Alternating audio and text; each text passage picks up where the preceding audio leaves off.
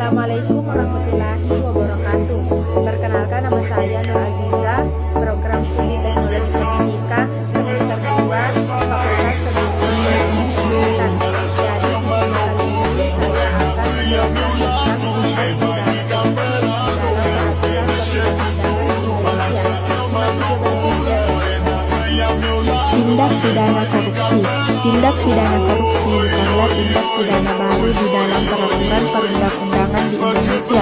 Istilah tindak pidana korupsi itu sendiri telah digunakan sejak diberlakunya peraturan pemberantasan korupsi.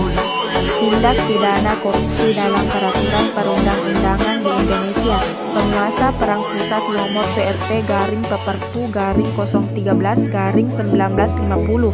Namun perbuatan korupsi yang diatur di dalam peraturan perundang-undangan Indonesia pada hakikatnya telah dikenal dan diatur di dalam Kitab Undang-Undang Hukum Pidana KUHP. Hal ini terbukti dengan diadopsinya beberapa ketentuan hukum pidana dalam KUHP menjadi delik korupsi. Sejarah pemberantasan tindak pidana korupsi. Sejarah pemberantasan korupsi yang cukup panjang di Indonesia menunjukkan bahwa pemberantasan tindak pidana korupsi memang membutuhkan penanganan yang ekstra keras dan membutuhkan kemauan politik yang sangat besar dan serius dari pemerintahan yang berkuasa.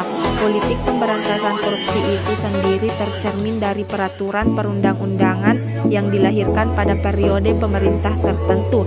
Lahirnya undang-undang yang secara khusus mengatur mengenai pemberantasan tindak pidana korupsi sesungguhnya tidaklah cukup untuk menunjukkan keseriusan atau komitmen pemerintah.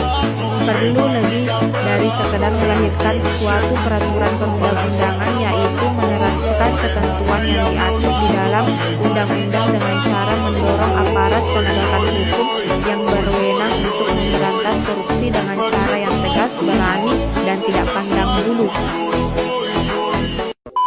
A few moments later.